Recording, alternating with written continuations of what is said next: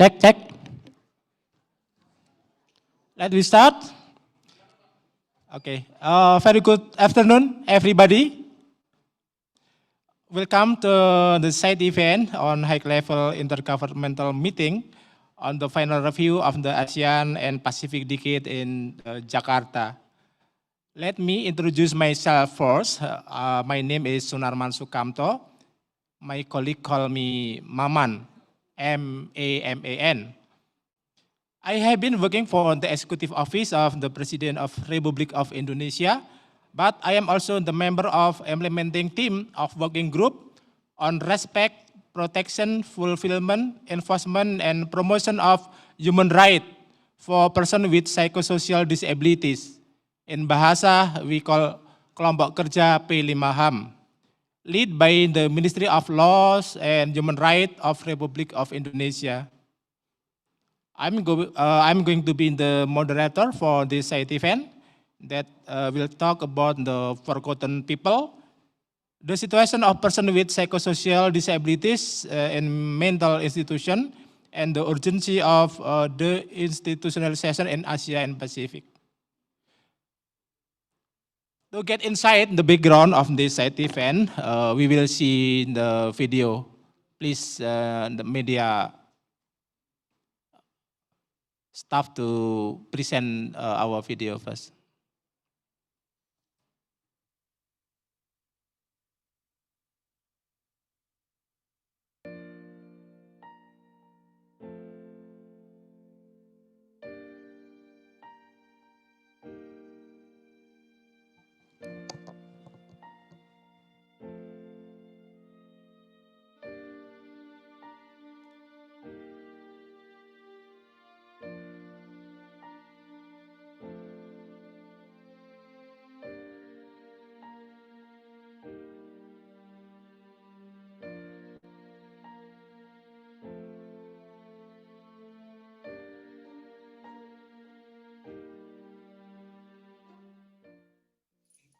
Ini melanggar HAM ya, Bu?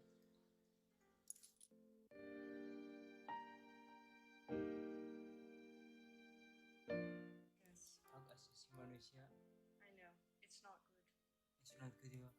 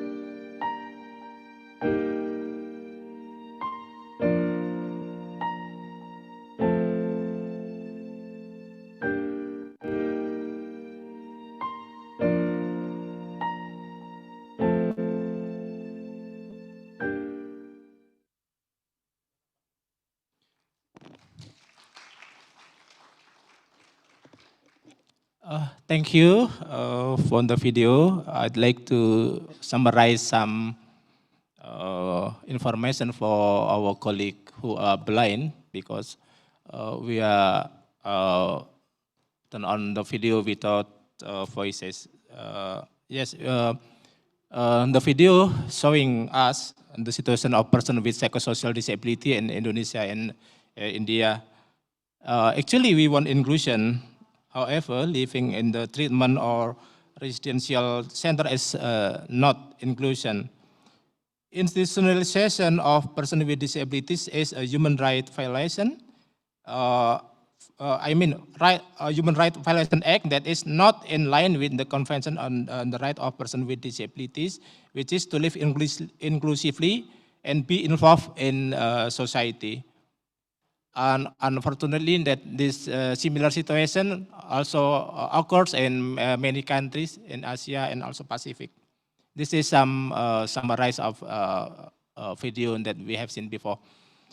For your information, that we provide sign language interpreter and also interpreter for English in English, Japanese, and Indonesia, in bahasa Indonesia, I mean.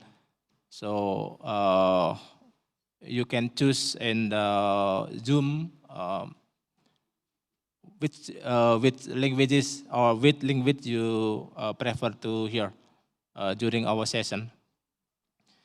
After we know why we have this important and strategic side event about the situation of person with psychosocial disabilities in Asia and Pacific, now we want Ms. Nawati Utami, one of the member of the CRPD committee in UN, to deliver some speech why this side event is very important and strategic, particularly for the next decade of Asia and Pacific for person with disability. 5 minutes for Mbak Risna Utami. Thank you.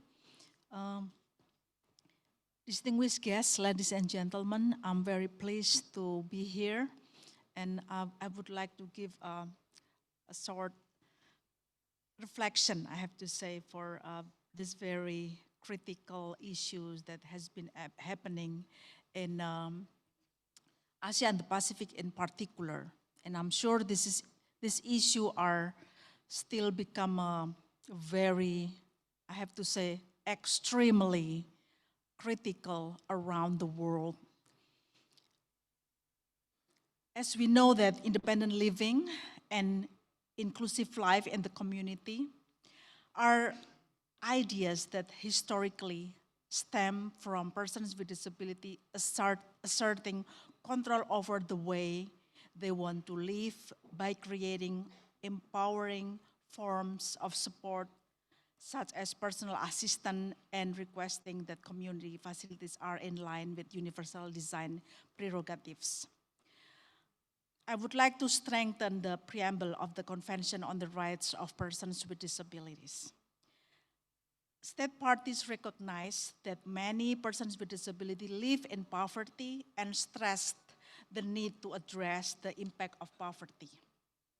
The cost of social exclusion is high as it perpetuates dependency and thus interferes with individual freedoms.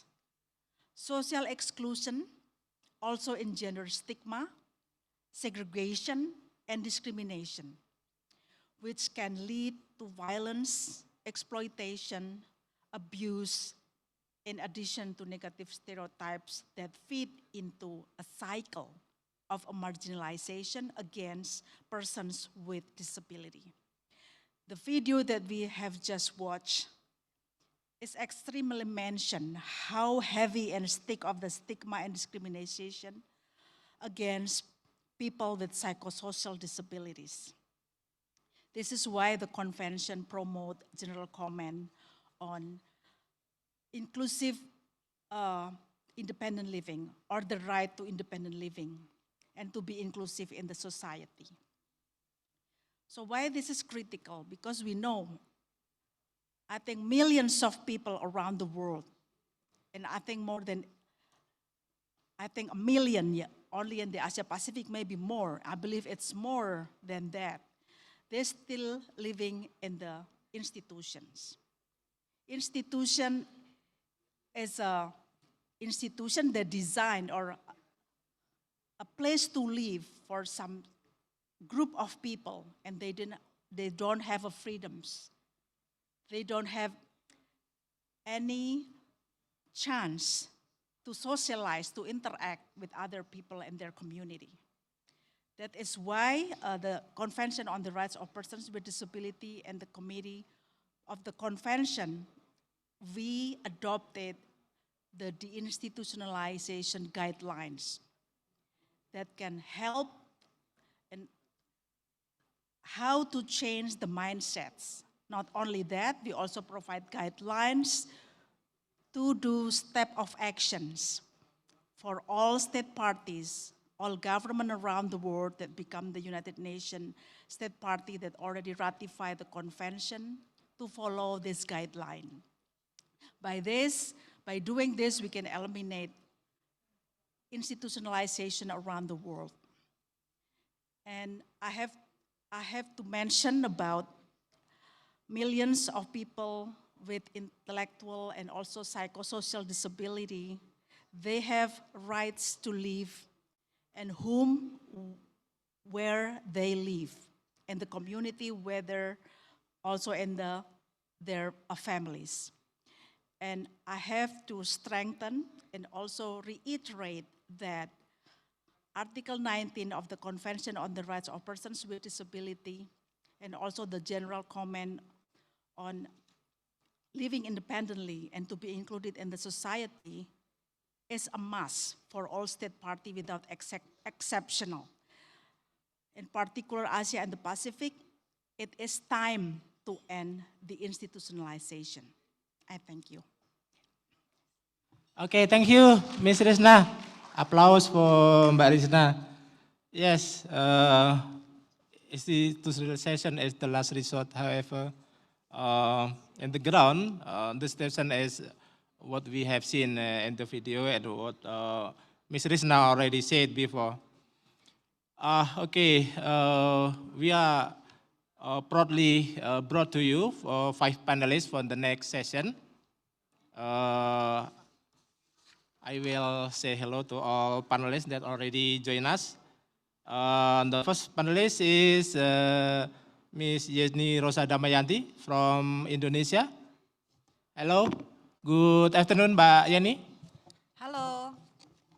Hello, good afternoon. Thank you. I'd like to say hello to our next panelist, Waqar Puri from TCI Global. Hello, good afternoon, Waqar. From Pakistan. Yes. From Pakistan? Hi. Yes. Hi. Oh, already. Thank you, Waqar. The next panelist, Matrika Devkota from Koshish, Nepal. Hello, good afternoon, Matrika. Already. Thank you. Next panelist, Yuhei Yamada from Japan. Hello, good afternoon, Yuhei-san. Already come, already join. Thank you. And the next, Sera Osborne from Fiji. Hello, good afternoon. Good afternoon, Bola. Sera. Okay, thank you. And the last but not least, Bhargavi, Director of TCI Global. Hello, very good afternoon, Bhargavi. Very good afternoon. So, thank you. Okay. Okay, thank you. I would like to provide the first occasion for Ms. Yeni Damayanti. 6 minutes. Sorry for maybe too short, but due to time constraint, I have to give only 6 minutes. Thank you, Mr. Moderator. Yeah, my name is Yeni Rosa Damayanti. I'm from Indonesian Mental Health Association. Indonesia, also Vice President of Transforming Community for Inclusion, which is the global organization of persons with psychosocial disability. Yeah, I'm very happy to have you here. Thank you very much for sparing your time to come to our side event.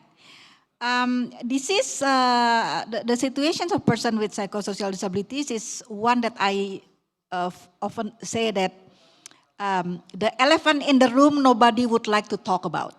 It's there. It's huge. It's fundamentally violations against human rights. But no one would like to talk about that, including here in the UN ESCAP meetings. I never hear anybody mention about institutionalization of person with psychosocial disability. But I'm happy that UN ESCAP Secretariat give us this precious opportunity to shout to the world that this problem exists. What so-called institutions? Institutions is a long stay residential facilities that segregate and confine persons with disabilities. Residents of the institutions have no privacy or personal space, must live with people they have not chosen and may not like, and cannot pursue personal interests or relationships. The situation in Indonesia, most of the institutions are in, many of the institutions are in the non-medical setting. It's more like social care, mental institution. In other country, there are medical setting and there are the semi-medical settings. So all form of institutionalization in which people are detained inside the facilities and cannot go outside, it is called institution. But not only that, all form of regulating how the people live, it is indeed include in what so-called institution. I would like to talk about the condition of the mental, we call it social care mental institutions in Indonesia. This is mostly a non-medical setting. The number of persons in Indonesia that been institutionalized in such kind of facilities, according to Human Rights Watch, is around 18,000 people. And about half of them are women with psychosocial disabilities. We do not have really any official data on how many people institutionalized in Indonesia because the government has not yet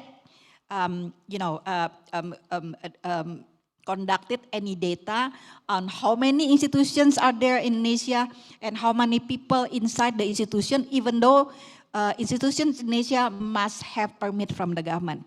Well, in Indonesia, almost all, probably 99.999% of institutionalization are involuntary, which means people are forced to be institutionalized, to put in the institution without their consent. That is not the part which is very bothering. Well, that's very bothering, but there are many things that also very disturbing. They do not, first, once they are inside, they cannot go anywhere outside of the institution. They cannot step outside of the gate. So they are trapped inside very much like prisoners are. As long as they are there, that's it. Their life is in there. Well, what I check about the institutions in other countries like India, Pakistan, the situation is the same. Once they in, then they are in. They cannot go outside as long as they live there. Next very disturbing part is that there is no regulation how long they will be detained in the institution in Indonesia. I met a woman who's been detained for 19 years, losing her productive life, losing opportunity to go to school, to work, to have families. I met many women 2 years is very common. I mean, I met women who are spending 2 years, 3 years in the institutions. But it is, so it can be months, it can be years, it can be whole lifetime. There are some institutions in Indonesia that openly said that their resident will be there for life until they die. There is a friend of mine that has survived institution who say that the most difficult part of being institutionalized in Indonesia is of not knowing where he can be released. It's worse than prisoners. At least the prisoners, well, once their detention is due process of law because they do something. 1 minute left, All right. Miss Yeni. Right. So this is the condition. The last one that I would like to say that in the institution like you see, there are many shackling or chaining person. So there is a misconception that think that chaining people is only happen in the villages, in the houses, but many of them happening in the mental institutions in Indonesia. The last one that I would like to say that the problem of the institutions not only about stigma but also about social support and one very important thing is about social protections. Can I have like 1 minute about social protection? Okay. So about social protection. If you ask why so many people are inside institution, the problem is that one, there is no support for them at all to live outside of the institution provided, especially by the government. No support for the family, no support for them. Many of them that I visit say that they cannot go out of the institution first because they are not allowed to, because they are considered as do not have any legal capacity to say that I want to go, I want to be free. I want to get out. They do not have legal capacity to do that. Second is that because they do not have any place to go. If the family refuse to accept them back home, then they have no place to go. This is exactly what the government should do.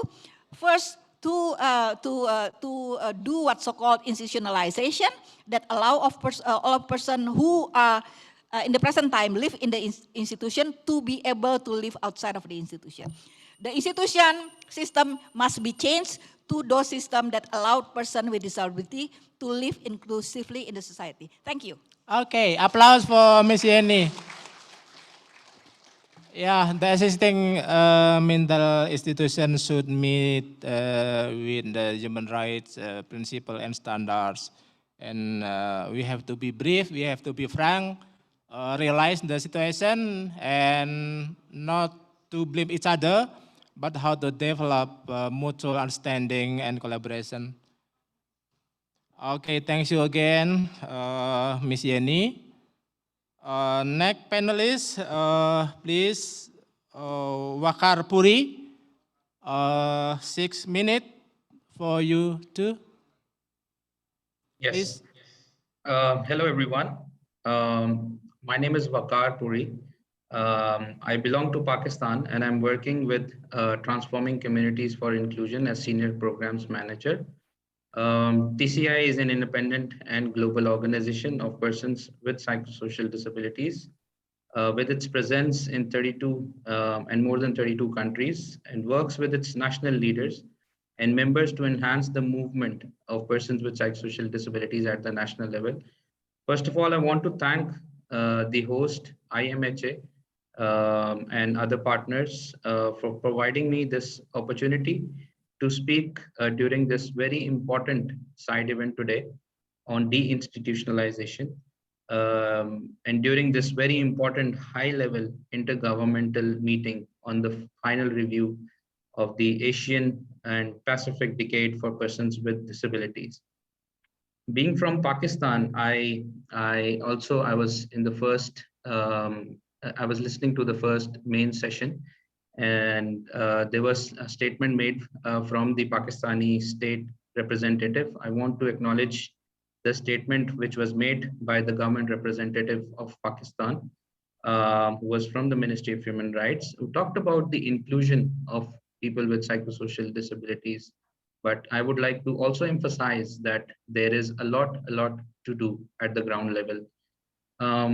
According to the recent statistics of WHO in Pakistan, approximately 24 million people in Pakistan, which are approximately 4% or more than 4% of the population, of the total population, are living with psychosocial disabilities.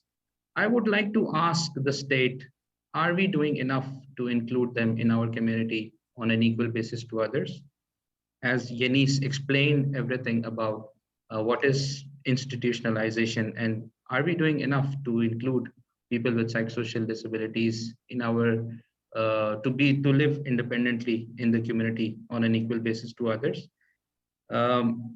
So people with psychosocial disabilities are not even recognized as persons with disabilities in Pakistan. They are known as mad and insane people who should be shackled and sent to the closed door institutions where they are chained and confined without their will. And they are chained and confined there without taking consent, or they are sent by their families, but they are sent into the institutions. Institutionalization in Pakistan is a reality, and the governments continue to make investments in growing institutions in the country. Moreover, now in Pakistan, there are so many private institutions which are set up and has become a trending business to give the so-called institutionalization care to people with psychosocial disabilities, which is not needed anymore. Our people with people with psychosocial disabilities are surrounded within the mental health law systems, and through those mental health ordinances and acts in different provinces. In KPK, we have an act which came out in 2017. In Sindh, we have an act which came in place in 2013. We have a Punjab mental health ordinance which came in place in 2001. These legal bindings only talk about investments and expansion of psychiatric care facilities, but never talk about community care and support services.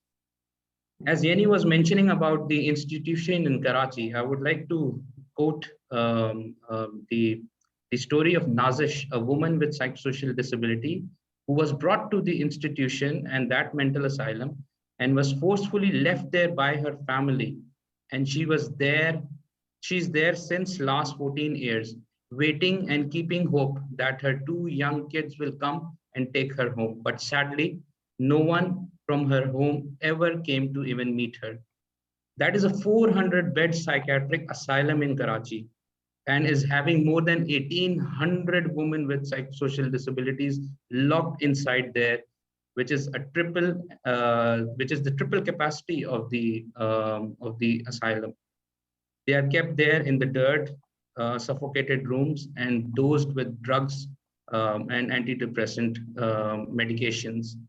People with psychosocial disabilities, when confined to these institutions, are taken away with their legal capacity and right to live independently in the community. They have no access to education, have no access to employment opportunities. They have no access to enjoy and rejoice their culture and family events. They have no more friends left or colleagues with whom they used to work. The worst is that their family also is not ready to accept them back into the family. Even if a person is back and has exited the institution, the family keeps the person in high dosage of psychiatric medications, which slowly and gradually takes away almost every strength of that person. Therefore, he is stapled again with the confinement culture inside the home. We are still struggling for our identity. There is a dire need that the A half leading minute left. There is a dire need that the cross-disability organizations, INGOs, NGOs start working on the capacity strengthening of the organizations of persons with psychosocial disabilities at the national level and involve people with psychosocial disabilities in different policy circles. I take this opportunity to demand for our identity as persons with disabilities and our involvement in all policy discussions and consultations. As Yeni mentioned, we recommend that the investment should be carried out for our community services and community support system. Investment should be made to provide peer support mechanisms, to provide community support, awareness programs on the rights of people with psychosocial disabilities.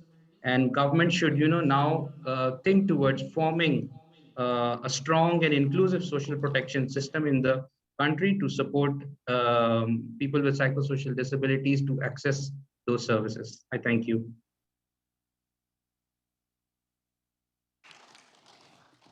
Okay, thank you, Waqar. Yeah, many things to do in the ground, how to ensure also the family to accept the person with psychosocial disability in their daily life. So many things to do, both structurally and also culturally. So thank you again, Waqar. Next, I would like to invite our next panelist, Matrika Devkota. So please, also about 6 minutes for you. Please, Matrika. Very good afternoon. Thank you so much for this opportunity. Actually, the situation of Nepal is quite different. We don't have mental health legislation. We didn't have mental health legislation. And so historically, we didn't have asylum or long stay facilities. However, the civil code that used to allow, in the name of treatment, person with psychosocial disability were allowed to keep in the prison. However, this provision has also been dismissed by the Supreme Court in October 2008. However, the Disability Rights Act 2017 and now coming, and it has provision of establishment of rehabilitation center, where a person with severe, profound, abundant intellectual and psychosocial disabilities are going to keep there, or some of them, they are already there, long stay facilities. And also, there has been a movement, of big movement that, of the government tie with other charity-based organization. And by 2025, they want that no one person should be in this state. They want to take away all the people and put in ashram. And ashram are called long stay facilities, and where abandoned people, and they are keeping there. In ashram, they're saying that nana, chana, khana, cloth, roof, and food, the people abandoned and who are in this state, including person with psychosocial disabilities, bringing in, and there hasn't been much awareness about the independent living and being included in the community. And also,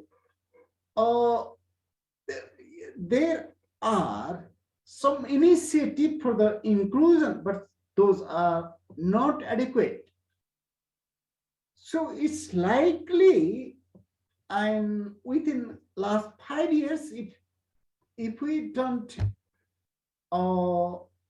make priorities to reintegrate, rehabilitate those people into communities, and Nepal going to have a big institutionalization problem. And thus, I would like to recommend that there should be huge investment for the removing barriers in the communities. First of all, attitudinal barrier in mindset, that person with psychosocial disabilities and are dangerous for themselves, other, and and not accepting the diversity of the person with psychosocial disabilities, especially an intellectual disability, and lack of support system, support mechanism, and so this problem can grow, and now it's growing, and we will have big accident like it happened in all over the world. So we are in quite early stage, and even these ashram and long-stay facilities, they are not under the legal capacity law. They are like the social center with welfare approach. And in one way, and it seems good that people are getting food, shelter, and clothes. But if the government Nepal, and if we don't intervene now, and the problem is not with the people, but the problem is the mindset, and institution is in the mindset, and and that it have to be changed, and we have to accept the diversities of the person with people with disabilities and other, and the removal of attitudinal legal barrier. And 1 minute still, left. there are many people with psychosocial disability are locked up chain in their families and home. So we need to change attitude and our practice, perception change, and we need to respect the diversities, and we need to promote enabling environment for effective and meaningful inclusion of people with disabilities. Thank you so much for this opportunity. Okay, thank you, Matrika. Less than 6 minutes. So Matrika said that the existing support not adequate, and we have to provide huge investment, both for services and also how to change the mindset, attitude, belief, and behavior that hinder full participation and enjoyment of person with psychosocial disabilities. Thanks you again, Matrika. Next, I would like to invite Yuhei Yamada from Japan. 6 minutes for you, Yuhei, please.全国精神病者集団運営員の山田雄平です。1974年から活動する日本の障害者団体になります。TCI のメンバーの皆さんと今日の日を一緒に過ごすことができてとても嬉しく思います。いつも大きなパワーをいただいております。今日私からは日本の精神科病院の状況をメインとして韓国の状況についても少し情報提供をさせていただきたいと思います。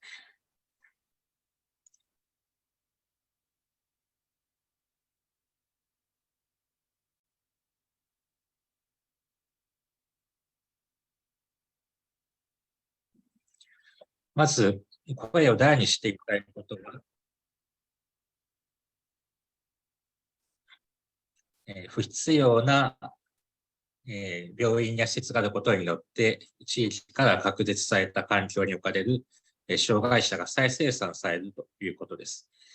病院や施設ありきによって設計をされている社会構造を構造的な問題として理解をし、その解体に向けて CRP など人権規範をもとにした戦略を組み立てる必要があります。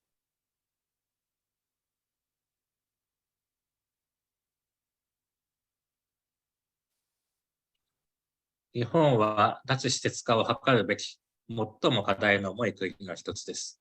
現在、日本にはおよそ32万床の精神科の病床があります。これは世界の精神科病床の約5分の1という値になります。日本は高度経済成長期を迎える1960年以降、金融機構の貸付利息の軽減措置を図るなどして、僻地に大規模の病床のある精神科病床を増やす政策を行いました。それは欧米の国々が1970年代に精神科病床を減らすために取り組みとしている動きとは相反するものです。制度面からもその動きを政府は後押しをしてきました。例えば、精神科病院を新たに設置をする際の基準を他の医療科とは別の基準を設けました。医師、看護職員の人員の経費節減を図ったのです。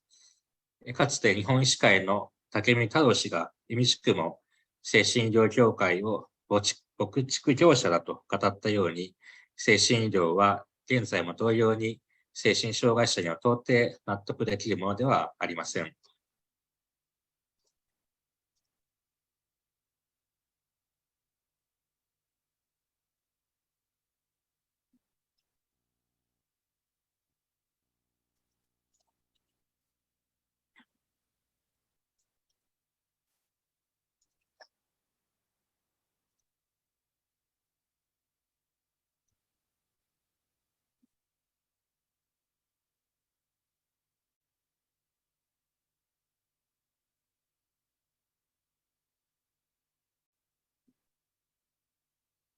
ここ20年、病院から地域へのスローガンを政府が打ち出しました。その成果目標は芳しくありません。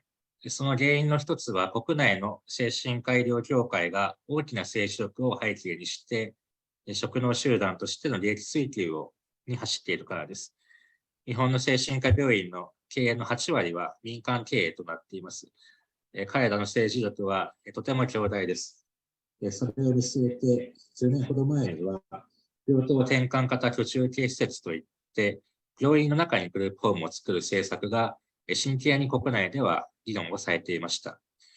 これは CRPD や脱施設化ガイドラインの考え方にそぐわないものです。私たちの反対の声を上げ、その一線で戦い、その制度化を阻止してきました。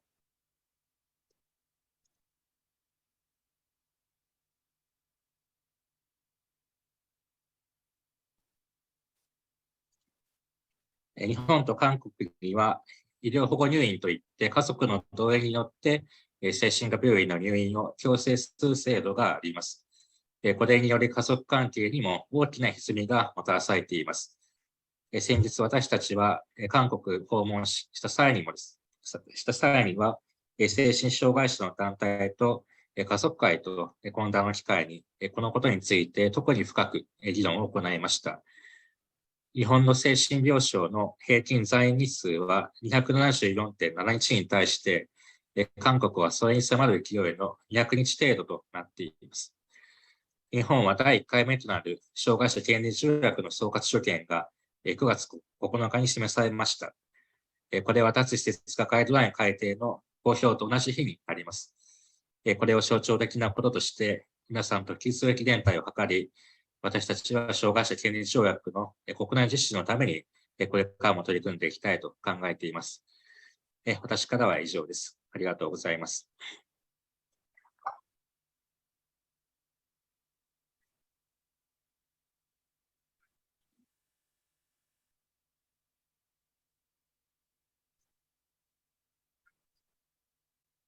Thank you so much.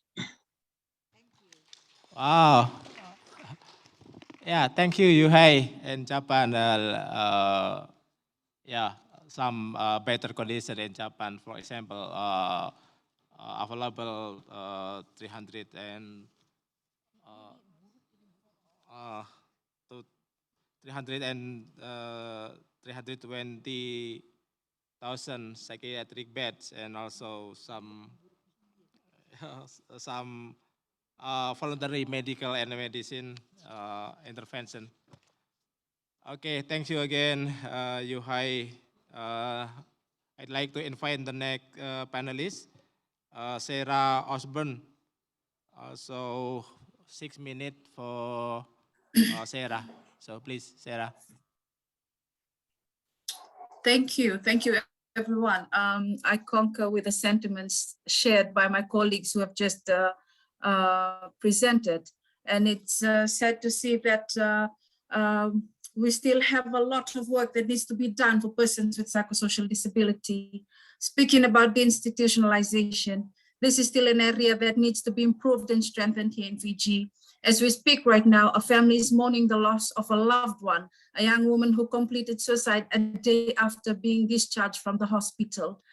The most important message is that attitudes of families, communities, governments must change to ensure the meaningful participation and inclusion of persons with psychosocial disabilities in society. There needs to be a lot of awareness raising on the issues concerning persons with psychosocial disabilities and their protections. Persons with psychosocial disabilities, for example, here in Fiji, simple rights like the rights to choose. For us here in Fiji, in order for us to access social protection, one must provide medical reports in order to receive it. We may choose to identify as a person with psychosocial disability, but in order to get or receive this assistance, one must,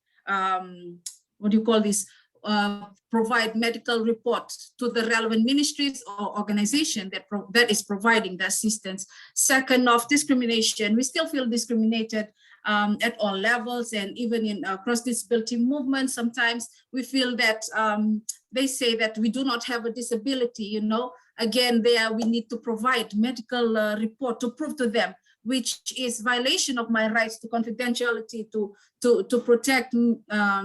protect myself. And also another point is CRPD has been signed and ratified in our country, but the legal and policy frameworks has remained the same. This must be reviewed and aligned with the CRPD so that it is inclusive, and also they need to have budgetary allocations for implementation. Adding on to this, we need support in areas, you know, in order for us to form this strong movement here in Fiji, in the Pacific, you know, to have a strong voice. As advocates, we need more support in terms of understanding the CRPD, using it, you know, at the right time, at the right place, and also focusing, you know, on psychosocial disability. It is also important for us, organizations, governments, and CSOs to understand, you know, to understand the importance of focusing on you know, how persons with psychosocial disabilities can contribute to resilient programs. And also we need a shift in attitude from focusing on their impairment to, you know, to focus on their abilities and talents, as this does promote meaningful inclusion and participation. Also, another point that we feel is important, disability sensitization at all levels, from grassroots levels to the highest level that we can think of. And also the inclusion of persons with psychosocial disability at all levels, and programs and activities that involves persons with psychosocial disability. For us here in Fiji, we have only the Psychiatric Survivors Association that is advocating on rights for persons with psychosocial disability. And therefore, there's also a need for us to move our branches out all over Fiji. Another issue that we have been facing was access to justice, and I'm grateful that we had that session last night, whereby we discussed women's access to justice challenges and so on, and having this opportunity to speak on behalf of Fiji. This is important for me because here in Fiji, we do not have the resources, even when our persons with psychosocial disabilities, similar to the rest of the countries that I've just presented.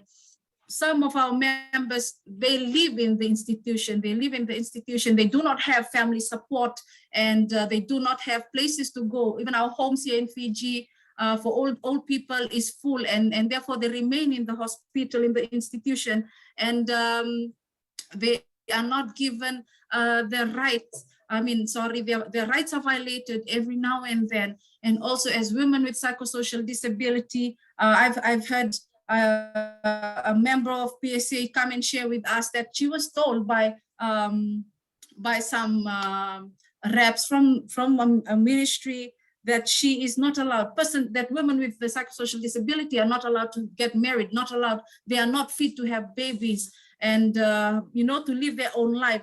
Even the simplest things like making decisions on what to wear, what to eat, and what to do, these decisions are made by families, by carers, and therefore persons with psychosocial disability in Fiji become victims, and not only in the hands of the families and carers in the communities, but also with the law enforcers. And this is an area which we are currently working on, training police officers and raising awareness on the CRPD, just to educate them, to be able for them to provide the appropriate support that is needed to provide that is needed to be provided for a person with psychosocial disability. Thank you. Okay, thank you, Sarah. On time, 6 minutes. Yeah, many discriminations still existing. Extreme condition need extra effort, I think. Yes, thanks you again, Sarah. Now, the last but not least, I'd like to invite Bhargavi, the director of TCI Global from India. Okay, please welcome Bhargavi. 6 minutes also for you. Yeah, thank you so much, Chairperson, hosts at IMHA, Yeni, Rosa, Damayanti, all esteemed speakers at this amazing and very powerful event. Honored to be a part of this and to be able to speak. Can you, Bhargavi, we cannot hear you. Can you speak a bit louder? Yeah, can you hear me now? Still, the voice is very low.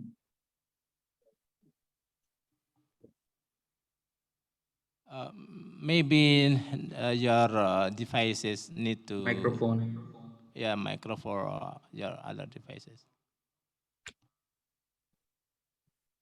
I'm going to try speaking directly into the system, and I also shut down my fan, which may have caused some static. So can you hear me better now? Yes. Yes. All right. Thank you. So really happy to be here and honored to be part of this very powerful presentation. I had the occasion to work on the deinstitutionalization guidelines of the Committee on Rights of Persons with Disabilities, along with the International Disability Alliance and various other partners. Those experiences does not compare with what has just been shared. India shares, speaking from India, India shares a post-colonial history with Commonwealth nations like Singapore, Malaysia, and so on. Number of countries in the Commonwealth, we have a really horrible time with mental health legislations and legal incapacity laws. The World Health Organization brought in something called the quality rights in the low and middle income countries as a way, as a cure for the human rights violations which are happening inside of institutions and generally on persons with psychosocial disabilities. Unfortunately, the quality rights approach is that can we make better professionals who are working in the mental health institutions? We still call them asylums. They are not hospitals. They are not on a par with hospitals and never will they be. They have a history, particularly for post-colonial countries like India. They have a history of about 200, 250 years, and no more monies and time should be spent on reforming mental health legislations. The problem is not with staff hired in the mental hospitals. The problem is with the design of these institutions. They were never meant to be a hospital type. Rather, they were meant always to be a prison type. They are aligned with other prison-like structures like jails, like beggars' homes, which still exist, with lepers' homes, so-called. These were all old colonial structures and regulated by law, and they continue to exist in Commonwealth nations. And of course, to a lesser or greater degree, they are mirrored and copied by other colonizers in other contexts. For example, the French laws, they're very similar to the British laws. So French colonies also have a terrible problem with these institutions and these laws. What is the problem with having these institutions? Of course, we heard many, many direct testimonies by some of TCI's leading, amazing members in different countries. The problem is that when people are inside of institutions, they lose their citizenship status and personhood. And that loss of citizenship and personhood is backed by another set of barriers and laws, that is the incapacity laws. So the legal shackling is much more powerful than the physical shackling that happens. The physical shackling possibly happens within a physical environment. But when people inside there or people in the community are legally shackled by legal incapacity laws, it's really double, triple discrimination, because neither they can live a life of dignity inside institutions, nor when they come out can they live a life of dignity outside in the communities. This is why for us in the next years, next decade, access to justice, removal of legal shackling of persons with psychosocial disabilities, people of unsound mind. This concept still exists in many laws in post-colonial Commonwealth nations. It is found in not just the main disability laws, but it's found across family laws, civil laws, martial laws. For example, Coast Guard Act in India would have something on persons of unsound mind. And why? It's really archaic. So when governments worked on development, generally post-independence in these Commonwealth nations, they forgot about us. They forgot about persons with disabilities. We need to remind them, and the ESCAP has a big obligation in reminding governments in the Asia-Pacific regions, particularly Commonwealth nations, that the legal shackling must be removed. United Nations by this time must have become tired of putting out mental health resolutions, general comments, concluding observations, and the latest on this long line, which my colleague and friend Yuhei Yamada has rightly called tokenistic, is the DI guidelines. Are governments really listening? Well, the Asia Pacific governments will listen if ESCAP puts in a very strong recommendation as provided for by TCI along with UN Women, that these laws must be repealed. Thank you so much. Okay, thank you. Applause for Bargavi. Thanks again, Bargavi. And also thank you for all panelists, Miss Yeni, Waqar, Matrika, Yuhei, Sera, and the last Bargavi. After we got some insight from our panelists, I'd like to open discussion session. I offer 3 persons to give a comment or suggestion or question to our panelists. I'd like to give first chance to our offline participant. Any? Okay. 1, 2, 3. Oh, all ladies. Okay. On my right side, the first question. Yes, please. Proceed your name and country, and then your question, please. Thank you so much for opportunity. Very excellent presentation from all panelists. Actually, I have some queries, concern or questions, first of all, psychosocial issues. Your name, please, and country. My name is Tika Dahal from Nepal. I'm working with all types of women with disabilities movement, That is the thing. And psychosocial issues are human rights and also social issues. My experience, women and if married women with psychosocial disabilities are pushed out of the house. Nobody wants to inside the house. They are facing multiple discrimination and then barriers.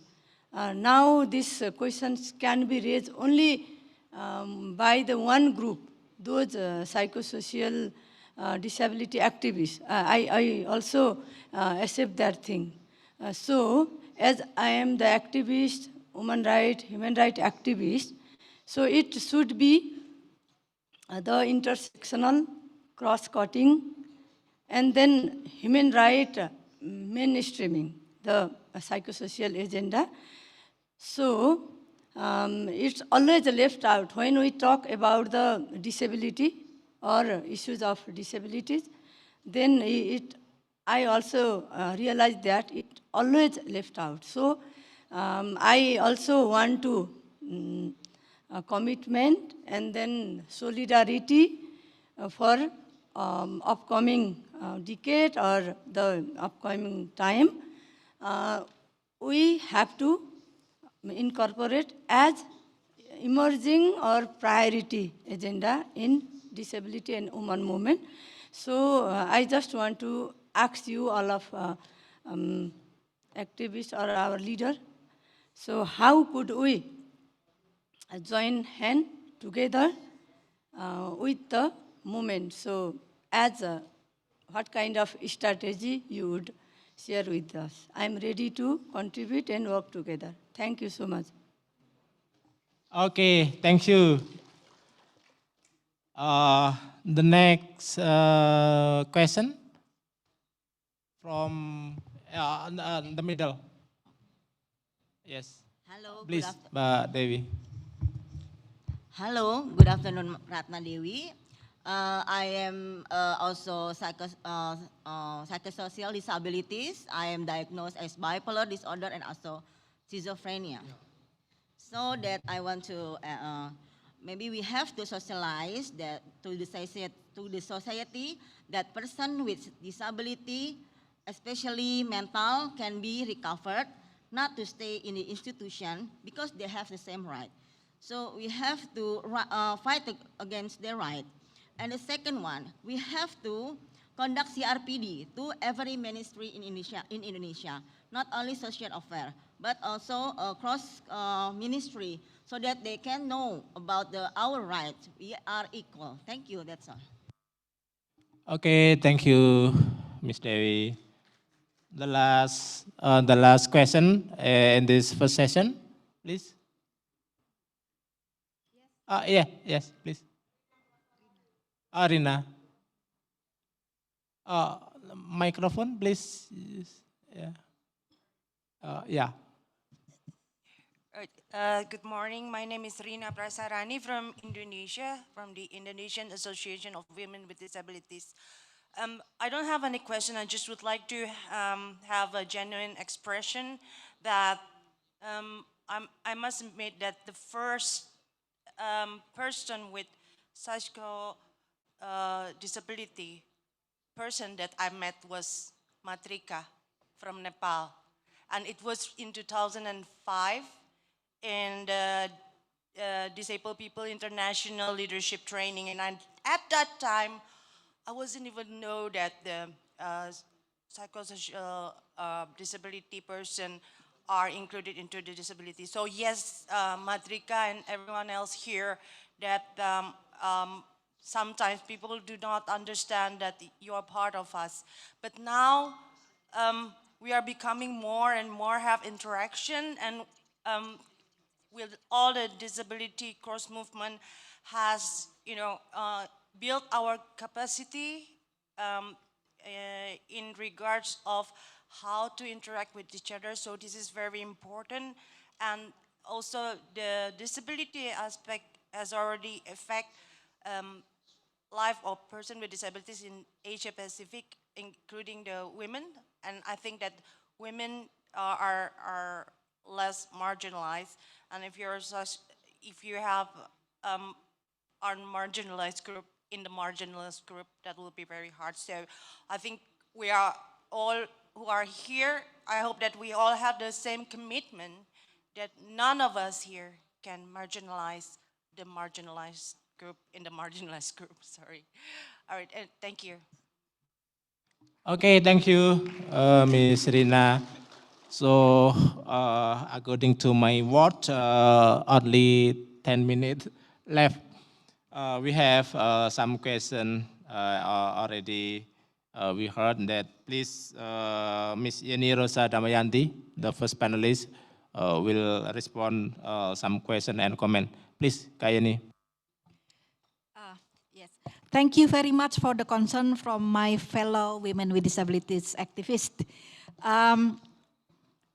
This is actually my biggest concern because half of those in mental institutions are women and their condition is way worse than men in the mental institutions.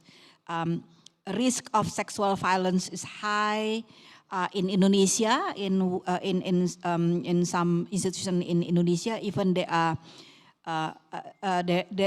was forced sterilization, tubectomy conducted. And also, I don't know whether women with disabilities activists in Pakistan realized that in Karachi, there is a mental institution that confine only women with psychosocial disabilities. And the number who are confined in that place is 1,700 women in Karachi, Pakistan. I hope that women with disabilities care about this issue.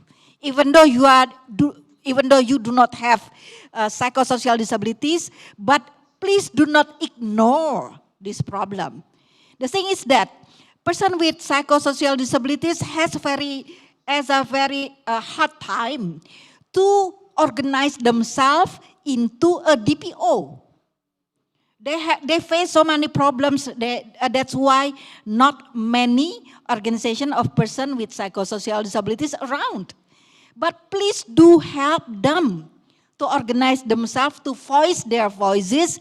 And if they are not there yet, please voice their voice. Please voice their voice. When you go back to your country, check around. Is there any mental institution in your country? And if it is, please do something for them. They are your fellow person with disabilities. Please take their suffering. Please take the violations of their rights, and including the women, as one of your agenda. Thank you. Okay, thank you. To the point answer from Ms. Yeni. I'd like to allow the other panelists, if some of you or one of you have any response to the question of our audience in this session. Maybe Waqar or Matrika, Yuhei or Sera or Bargavi? Any one of you?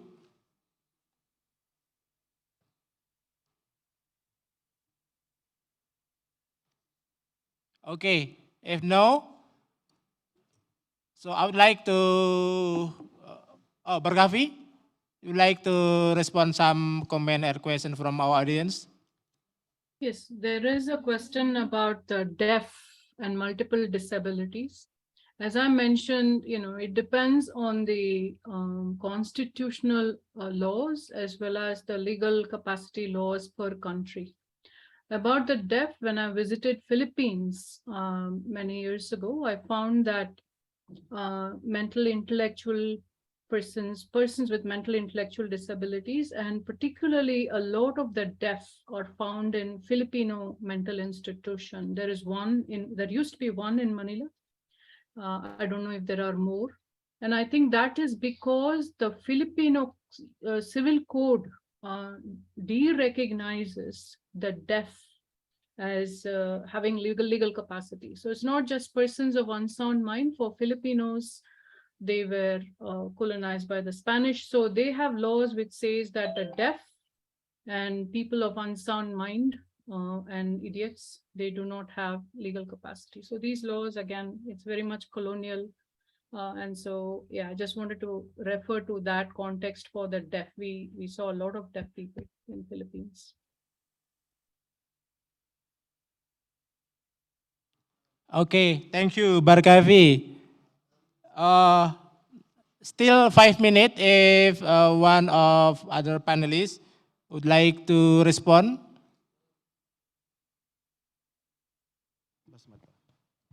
Okay. If no? No, no, Chair. Mr. Chair. Oh, okay. One more question? No, no, this is, we are from the Philippines. I'd like to Okay, respond. okay. 1 minute. Okay, yeah, 1 Okay, minute. Yeah, because 1 minute. we only 5 minutes left, and our session should be changed to other session. Okay, just 1 minute. Okay, 1 minute, sir, Okay, please. in response to the observation of the panelists, the Philippines is now having a mental health law protecting the right of women and persons with mental health. So that's a response, and we're now amending the civil code. Thank you very much. Okay, thanks very much for your good news from Philippines. Okay, let me we have some point that legal aspect is the center of problem faced by our colleague, person with psychosocial disabilities in Asia and Pacific. And this is the most important and crucial issue. We have to think how to support our colleague, and also how to support the family, and also how to change the community, the attitude, belief, and behavior that still hinder the participation and inclusion of person with psychosocial disability. Lastly, I'd like to invite Ms. Risnawati Utami, one of member of CRPD committee, to wrap up our discussion, our session today. Please, Ms. Utami.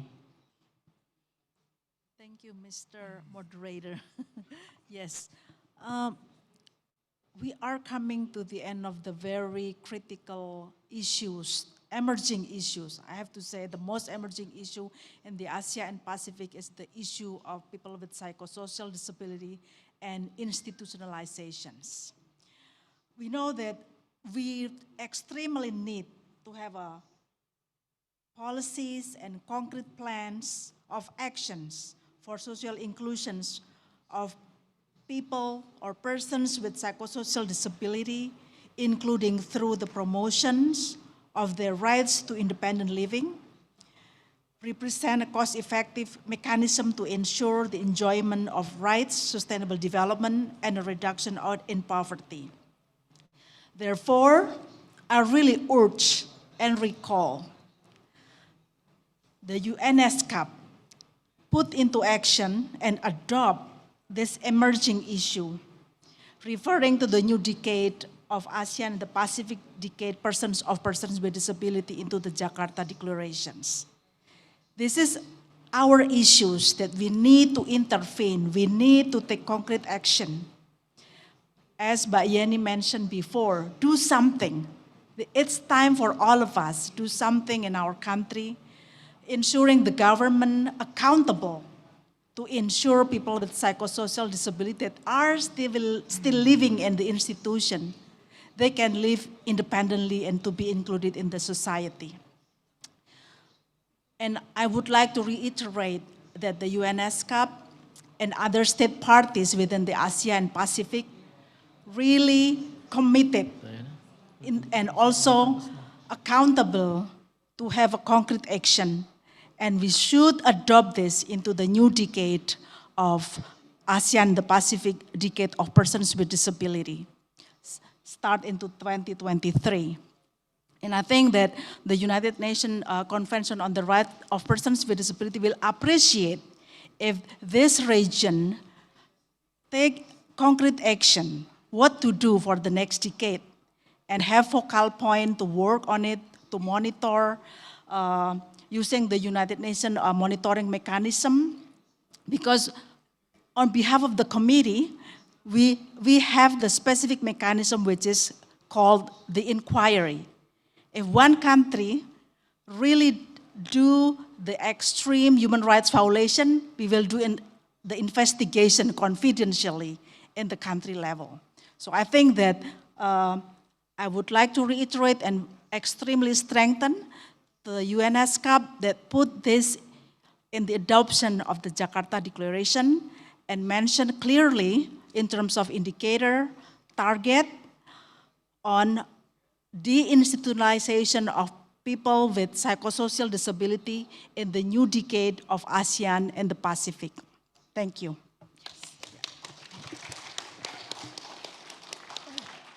Okay, thank you, Ms. Risna, very clear. Now we wait how our commitment here, our voice here are heard and included in the next Asia Pacific decade of person with disability 2023 and 2032. Okay, I'd like to say thank you very much for all the panelists and for all of you, the audience. Applause for all of us. Our session is up. Very good afternoon, everybody. See you again.